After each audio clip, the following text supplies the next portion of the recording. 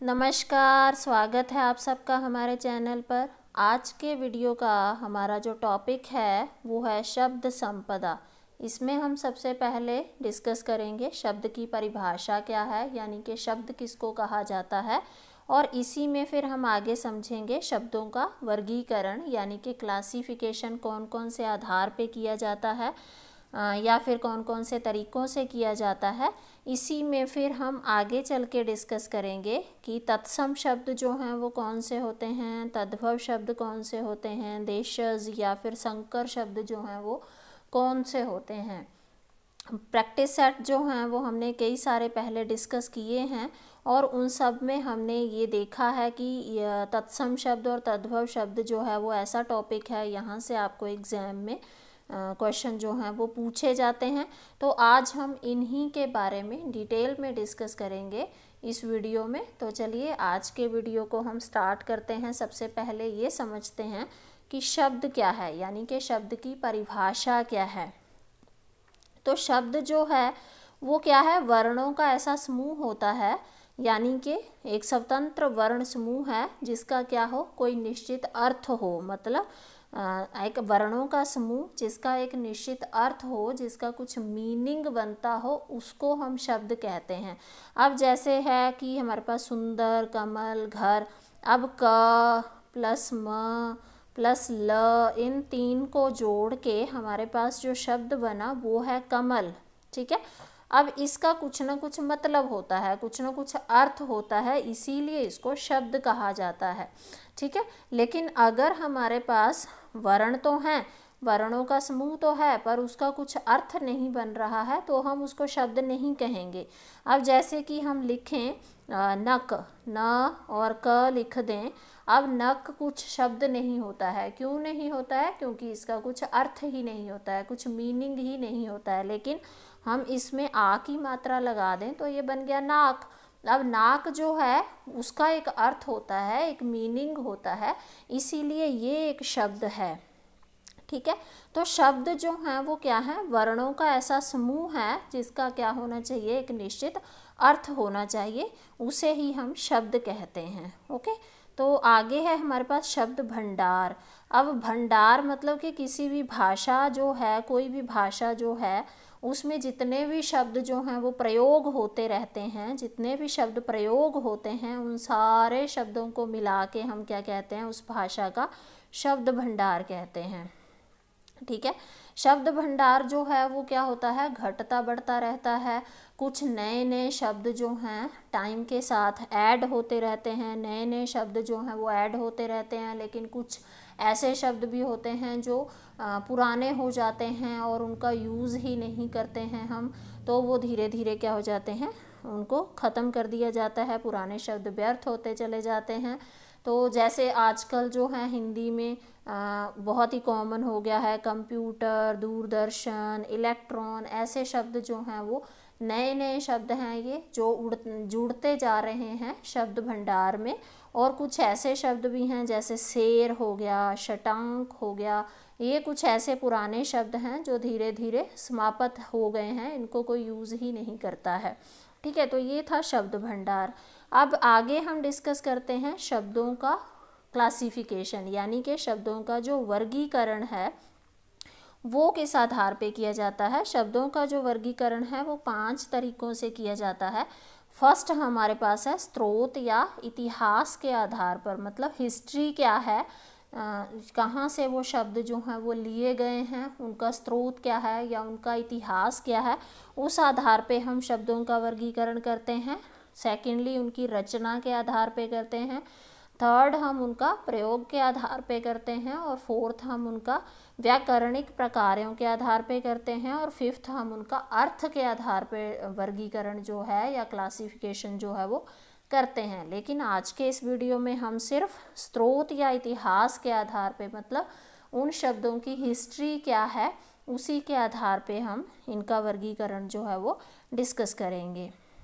तो स्रोत या इतिहास के आधार पे जो हमारे पास शब्द हैं, इनको हमने, मतलब जब शब्दों का अध्ययन करते हैं, हम हिंदी के शब्दों का अध्ययन करते हैं, तो ये देखा गया कि 5 स्रोत हैं जहाँ से शब्द जो हैं वो लिए गए हैं। फर्स्ट है हमारे पास तत्सम, यानी कि संस्कृत भी कह देते हैं इनको हम सीधा सीधा। सेकेंडली है तद्भव, थर्ड है देशज, फोर्थ है आगत या इनको विदेशी शब्द भी कह देते हैं, और फिफ्थ है संकर शब्द। ठीक है, अब इन्हीं के बारे में हम यहाँ डिटेल में डिस्कस करेंगे। सबसे पहले आ गया हमारे पास तत्सम शब्द। तत्सम शब्द जो हैं वो हम पहले भी कई सारे प्रैक्टिस सेट में डिस्कस कर चुके हैं। तत्सम शब्द जो है इसको हम सीधा सीधा संस्कृत भी कह देते हैं। ठीक है, तो तत्सम शब्द जो है, तत्सम का अर्थ ही होता है उसके समान। क्या मतलब है इसका? उसके समान, यानी कि किसके समान? यानी कि अपने स्रोत के समान।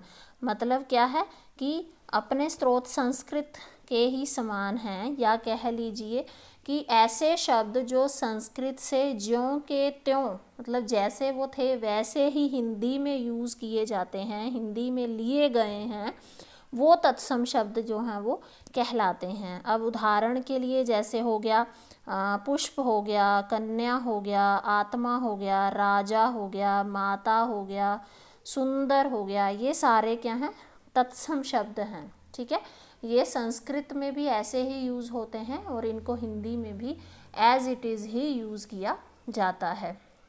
ठीक है, इसके अलावा हमारे पास क्या है, कुछ ऐसे शब्द भी हैं जिन्हें संस्कृत भाषा के प्रचलन काल में ही विदेशी भाषाओं से या अन्य स्रोतों से लिया गया था। मतलब जब संस्कृत भाषा जो है वो प्रचलन में थी, उस टाइम पे भी कुछ ऐसे शब्द थे जो प्रचलन में थे, चाहे वो विदेशी भाषाओं से लिए गए थे या फिर किसी और स्रोत से लिए गए थे, तो उनको भी तत्सम शब्द की कैटेगरी में रखा जाता है। जैसे कि केंद्र, यवन, असुर, नीर, गंगा, मुद्रा आदि, ये सारे क्या हैं? हमारे पास तत्सम शब्द हैं। अब आगे हम डिस्कस करेंगे तद्भव शब्द। जब हम तद्भव शब्द पढ़ेंगे तब हमें ज़्यादा अच्छे से पता चल जाएगा कि तत्सम और तद्भव में फ़र्क जो है वो क्या है। अब तद्भव का अर्थ क्या होता है? दूसरे तरह के शब्द जो हैं वो हमारे पास क्या हैं? तद्भव शब्द। अब तद्भव जो है वो क्या है? इसका मतलब होता है उससे उत्पन्न, जो क्या है? उत्पन्न हुआ है। ठीक है, जो शब्द संस्कृत से या पाली भाषा से या प्राकृत भाषा का दौर जब चला था, उन सब से गुजर कर समय के साथ परिवर्तित होकर हिंदी में प्रचलित हैं। मतलब जो संस्कृत में यूज़ होते थे पहले, या फिर उसके बाद पाली भाषा या प्राकृत भाषा के दौर से गुजर के उनमें कुछ ना कुछ चेंजेस आए हैं और वो हिंदी में आजकल प्रचलित हैं, उन शब्दों को तद्भव शब्द कहा जाता है। जैसे कि पहले जो है वो सप्त बोला जाता था। ठीक है, जो शब्द था वो क्या था? सप्त था। जैसे संस्कृत में हम सप्त बोलते हैं, तो हिंदी में वो समय के साथ परिवर्तित होकर आजकल उसका क्या बन गया है? सात बन गया है। ठीक है, तो आजकल सात जो है वो प्रचलन में है। तो ऐसे शब्द जिनका टाइम के साथ कुछ ना कुछ चेंज हो चुका है, किसी न किसी तरह से जिनमें चेंजेस आ चुके हैं, वो शब्द जो हैं वो तद्भव शब्द कहलाते हैं। ठीक है, अब ये तो हो गया, सप्त से सात बन गया। ऐसे ही दश बोलते थे हम, दश का 10 बन गया है। ठीक है, इसी तरह से सर्प था पहले, अब वो क्या बन गया है? सांप शब्द जो है वो बन गया है। एंड सिमिलरली आम्र था, आम्र बोलते थे हम, अब आजकल वो क्या हो गया है? आम बन गया है। ठीक है, शक्कर से शर्करा से शक्कर बन गया हुआ है। ठीक है, इसी तरह से दंत जो हैं उनका दांत बन गया हुआ है। तो इस तरह के शब्द जो हैं जिनमें टाइम के साथ चेंजेस हुए, तो वो अब जिस रूप में प्रचलित हैं, उन शब्दों को हम तद्भव शब्द जो है वो कहते हैं। नेक्स्ट आ जाते हैं देशी शब्द या देशज शब्द जो हैं वो कौन से होते हैं। अब इनके तो नाम से ही पता लग रहा है कि देशी या फिर देशज शब्द जो हैं वो शब्द हैं जिनका स्रोत संस्कृत नहीं है।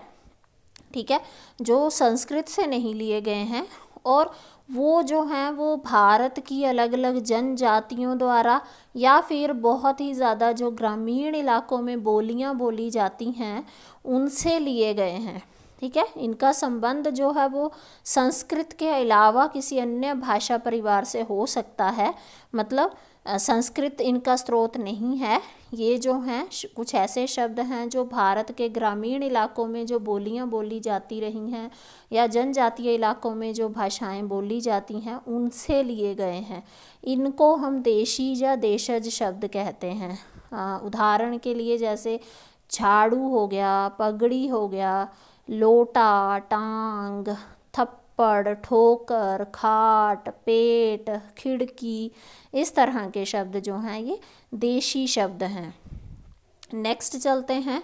नेक्स्ट है हमारे पास विदेशी शब्द या फिर आगत शब्द कहते हैं इनको, विदेशी या फिर आगत शब्द। ठीक है, अब इनके तो नाम से ही पता लग रहा है, विदेशी मतलब जो दूसरी भाषाओं से लिए हैं हमने, है ना, जो विदेशी भाषाओं से लिए गए हैं वो ऑब्वियसली विदेशी शब्द कहलाएंगे। अब भारत के इतिहास में आपको पता ही है, पहले मुग़ल आए, है ना, पुर्तगाली आए, अंग्रेज़ आए, अलग अलग टाइम पे अलग अलग लोग आए।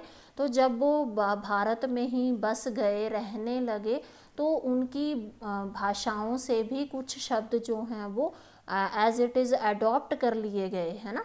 तो उन शब्दों को हम क्या कहते हैं, विदेशी शब्द कहते हैं।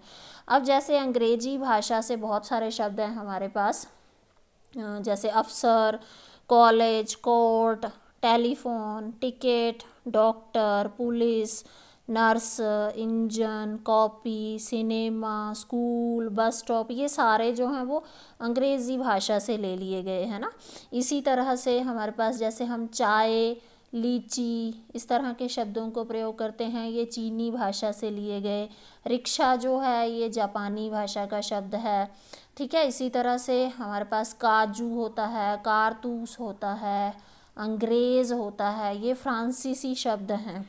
ठीक है, और अरबी फ़ारसी के बहुत सारे शब्द होते हैं हमारे पास, अरबी और फ़ारसी के शब्द हैं, जैसे कत्ल हो गया, कागज़, कानून, कैदी, खून, खत, जहाज़, इस तरह के शब्द जो हैं, बेगम, बर्फ़, बगीचा, ज़मीन, शादी, ये सारे शब्द जो हैं वो फ़ारसी या अरबी भाषा से लिए गए हैं।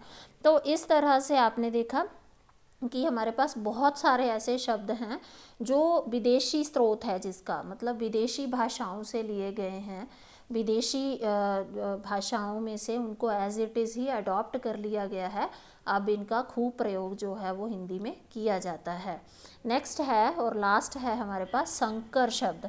अब संकर शब्द जो है ये कौन से होते हैं, दो अलग भाषाओं के शब्दों को मिलाकर जो नया शब्द बनता है उसे संकर शब्द कहा जाता है ना।